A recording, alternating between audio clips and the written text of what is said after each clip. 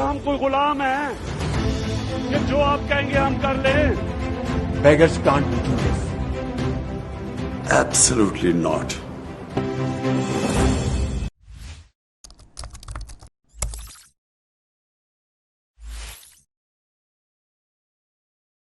बिस्मिल्लाहिर्रहमानिर्रहीम, अस्सलाम वालेकुम। मैं इमरान अफजल राजा हाजिर हूँ आपके अपने यूट्यूब चैनल के साथ।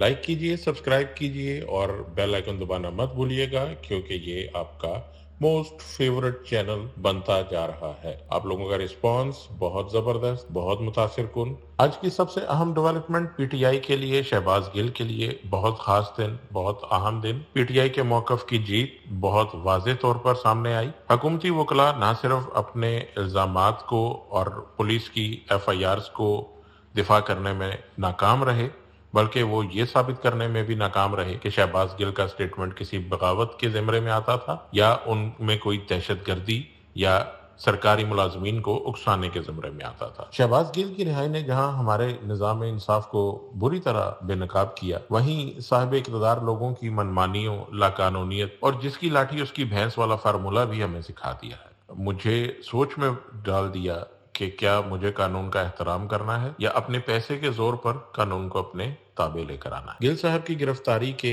कुछ ही लम्हात के बाद हमने पुलिस का घिनौना चेहरा देखा और इसके साथ मीडिया का घिनौना रूप देखा, जो किसी तरह से भी सहाफत या मीडियाई आदाब-ओ-तवार के मुताबिक नहीं था। सबसे बड़ी मिसाल यहाँ पर तलत हुसैन, जिन्हें मैं हरगिज सहाफ़ी नहीं कहूँगा, क्योंकि इस वक्त बहुत कम लोग हैं, गिने चुने लोग हैं, और ये बात मैं बगैर किसी सियासी वाबस्तगी के बताता हूँ, जो वाकई में सहाफत कर रहे हैं। वो प्रो पीटीआई नहीं है, मगर सहाफत कर रहे हैं। तलत हुसैन साहब ने शहबाज गिल साहब की गिरफ्तारी के बाद एक ट्वीट किया, जिसमें उन्होंने बोला कि इकबाली बयान दिया जा चुका है। शहबाज गिल साहब फर बोल रहे हैं और वो सब के नाम ले रहे हैं जो इस नाम नेहाद साजिश में मुलव्विस है। मतलब एक आप माहौल क्रिएट कर रहे हैं। आप एक पाकिस्तानी को, एक ऐसे पाकिस्तानी जो एक PhD डॉक्टर है, अमेरिका से आया है, आप उसको एक दहशतगर्द बनाकर पेश कर रहे हैं। आपने उसके बारे में बोला कि इकबाली बयान उन्होंने दे दिया, जिसमें ज्यादा इम्कान यही था या इनकी ख्वाहिश थी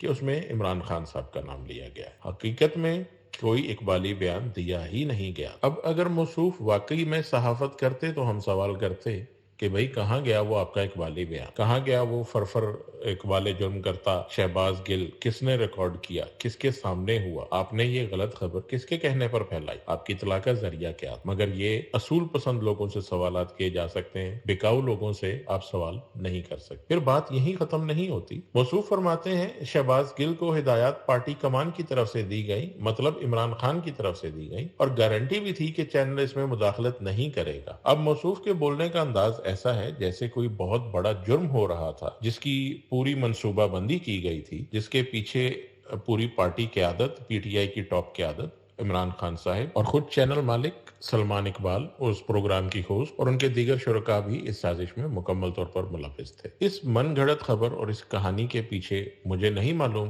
कि तलत हुसैन का क्या मफाद वाबस्ता था, मगर एक चीज मैं मशवरा देना चाहूंगा हुकूमत को कि आप इतने महंगे वकला करके केस हार जाते हैं, तो बेहतर है तलत हुसैन को फ्री में लेकर केस हार जाएं। पैसे की बचत भी होगी और फायदा भी कोई नहीं होगा, जो पहले ही आपको कभी नहीं होता। यही मैं एक और मुनाफिकत भी बेनकाब करता चलूं। हम तलत हुसैन पर ज्यादा टाइम जाया नहीं करेंगे, मगर एक और खबर जो इन्होंने उन दिनों ब्रेक की और बड़ी ब्रेकिंग न्यूज के तौर पर इन्होंने चलाई कि इमरान खान साहब की अमरीकी सफीर डोनाल्ड ब्लूम से बातचीत करवाई गई है, और ये बातचीत फोन पर परवेज खटक साहब ने करवाई है। मुझे नहीं मालूम किस एजेंडे के तहत ये लोग ऐसी खबरें फैलाते हैं। इनको पेमेंट्स किसी सियासी जमात से आती हैं या किसी NGO से आती हैं, या ये कहां से पेमेंट्स पकड़ते हैं, मगर इनको इन खबरों का मफाद कुछ तो है, वरना ऐसे कौन झूठ बोल सकता है। कोई क्रेडिबिलिटी, कोई इज्जत, किसी चीज का इन लोगों को ख्याल नहीं है। ये हर चीज साइड पे रख के झूठ बोलते हैं, पैसा बनाते हैं, और इनका दीन ईमान सिर्फ पैसा है। इनसे हम सवाल करेंगे, हमें सवालात के जवाबात नहीं मिलेंगे, मगर अब बात आगे निकल चुकी है।